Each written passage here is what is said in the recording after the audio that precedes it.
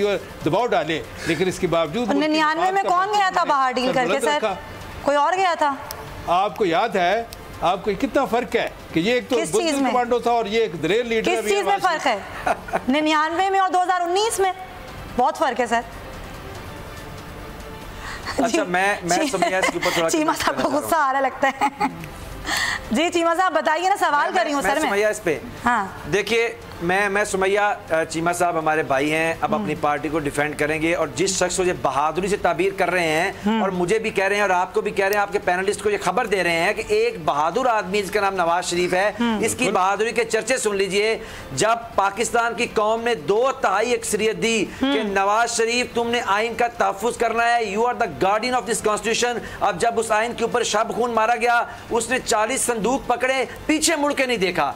हत्ता कि उसने कहा पीछे मुड़ के देखा तो मैं पत्थर का हो जाऊंगा। ये वही नवाज शरीफ है जिसके मुतल्लक आप जब वो गया क्लिंटन के पास तो ये आर्टिकल है ब्रूस रिडल का बड़ा मशहूर, उसने कहा क्लिंटन के सामने बैठ के गिड़गिड़ाता रहा कि मेरी फौज ने मेरी पीठ में छुरा घोंप दिया है, मैं पाकिस्तान नहीं जा सकता, मुझे जान को खतरा है। ये वही नवाज शरीफ है जिसको अदालत को फैसला करे ये उसको भी गाली देते हैं, अगर उसके हक में ना फैसला करें अदालत पर चढ़ दौड़ते हैं। और ये पाकिस्तान से दौड़ जाने वाले मुफाद परस्तों के टोले का सबसे बड़ा सुर्खेल आदमी है जिसको ये कह रहे हैं बहादुर आदमी है। वो आदमी जो एटमी धमाके करने की तकरीब में फौज और इदारे उसको घसीट के लेके आए, मेहमान अदाकार के तौर पे घसीट के लेके आए।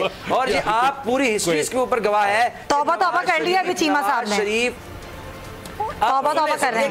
एक बात सुन लीजिए, हाँ मुझे बताइए क्या नवाज शरीफ इस मुल्क से डील करके नहीं भागे 10 साल? जवाब है यस। क्या ब्रूस रिडल ने अपने आर्टिकल में नहीं लिखा? ये लगारी साहब बैठे हैं, चले न्यूट्रल आदमी है, इनसे बोले कि जो ब्रूस रिडल ने नवाज शरीफ की बहादुरी के किस्से बहादुरी के किस्से पढ़ के सुना दो चरम में। आज के सिनेरियो में दूसरी सूरत याद है, उस वक्त नवाज शरीफ ने गलत किया था। नवाज शरीफ ने एक लीडर के तौर पर डील नहीं करनी चाहिए थी कि मैं 10 साल मुल्क में नहीं आऊंगा, लेकिन भी डील नहीं कर रहे हैं। मैं ये कह रहा हूँ कि वो और चीमा साहब हमें कह रहे हैं वो बड़ा बहादुर आदमी है और अभी वो डील नहीं कर रहे हैं। चीमा साहब कह रहे हैं वो बड़े बहादुर आदमी हैं, वाकई किए बिल्कुल बहादुरी का और कह रहे हैं कि मैं नज़ीर लगारी साहब, फैसल अजीज और सुमैया ईमान ले आए कि नवाज शरीफ टीपू सुल्तान के मुतबादल है। देखिए बहादुरी और बुज़दिली का मामला नहीं है, मसला ये है कि इंसानी जान का मसला है कि जो हम इंसानी जान के साथ वापस नहीं जा सकता। मैं खुदा का खौफ करें, क्या उससे मंसूब कर रहे हैं बातें। मैं ये अर्ज कर रहा हूँ कि ब्रूस रिडल ने कहा, मैंने नहीं कहा।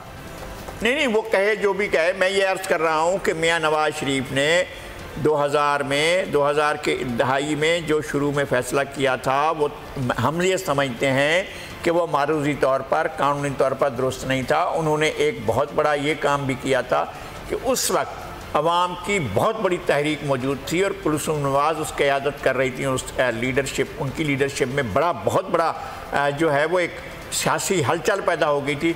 अचानक वो चले गए थे और अचानक उन्होंने डील की थी। मैं कह रहा हूँ कि तारीख में सियासतदानों से बड़ी बड़ी गलतियाँ होती हैं। अच्छा, इस वक्त वो बीमार हैं, सचमुच बीमार हैं, सरकारी बोर्ड भी कह रहा है। अल्लाह उनको सेहत लगारी साहब, जाते जाते मुझे बता दें जाते जाते बता दें, अल्लाह उनको सेहत दे लगारी साहब को।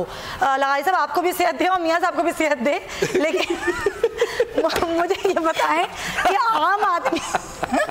आम आदमी की जो बीमारी है उसकी कोई हैसियत नहीं है, वो बीमार हो उसकी जान की कोई कीमत नहीं है। बस इस सवाल का जवाब देने सर मैं क्लोजिंग मैं कहता हूं कि पाकिस्तान के हर शख्स की जान कीमती है। वो कैद में है, वो थाने में है, वो किसी बंदी खाने में है, वो घर में है ना, उसकी सेहत भी उतनी इंपॉर्टेंट है, उसकी जान की भी। और जिसके पास अपनी जान बचाने का कोई जरिया है, अफसोस है कि हर एक के पास होना चाहिए, एक आदमी के पास होना चाहिए कि कोई ऐसा शख्स नहीं होना चाहिए जिसे डिप्राइव किया जाए कि आपके पास सेहत के लिए कोई वो नहीं है, आपके पास फैसिलिटी नहीं है। सबके पास होना चाहिए। मैं उससे इत्तेफाक करता हूँ। कैसे कह सकता हूँ मैं कि जनाब अलिफ के लिए होना चाहिए, बे के लिए नहीं होना चाहिए। मैं फैसल साहब का भी टेक ले लूँ। जी फैसल साहब आप क्या कहते हैं? मेरे सवाल मौजूद है ना, अगर किसी को सेहत की सहूलत चाहिए तो हुकूमत अब पाबंद रहे। जिस तरह से नवाज शरीफ साहब के बारे में इतनी ज़्यादा टची है कि एक एक वजीर जो चीखता था चिल्लाता था, हाथ जोड़ के कह रहा है मियाँ साहब को इलाज के लिए बाहर जाना चाहिए। जी। बिल्कुल इसी तरह से जो पाकिस्तान में तकरीबन 90,000 या 1 लाख के करीब कैदी जेलों के अंदर हैं, सबके लिए कमेटी बना के इलाज का बंदोबस्त और वही फैसिलिटेशन दें उनको भी, अगर इलाज यहाँ मुमकिन नहीं है तो मुल्क से बाहर भेजो। इमरान खान साहब का जो रास्ता चल रहा है ना मदीने की रियासत वाला। बसरा साहब बिल्कुल आपका टेक सर, आपकी बारी, आपकी बारी। जी जी बसरा साहब। सुमैया, मैं आपके टेलीविजन के ऊपर अब मैं फैसल भाई की बात को ये ऑन कर रहा हूँ और आज आपको ये बता रहा हूँ कि प्राइम मिनिस्टर ऑफ पाकिस्तान ने और पंजाब गवर्नमेंट ने प्रिंसिपली ये डिसाइड किया है कि जो सहूलतें नवाज शरीफ साहब अवेल कर रहे हैं, करना चाह रहे हैं, पाकिस्तान की जेलों में बंद और बिलखसूस पंजाब और केपी और मरकज के अंदर जो 87,500 कैदी बंद हैं, अगर वो इनको अवेल करना चाहे तो उनको इसी इक्वल फुटिंग के ऊपर ये जबरदस्त। उस्मान सईद बसरा साहब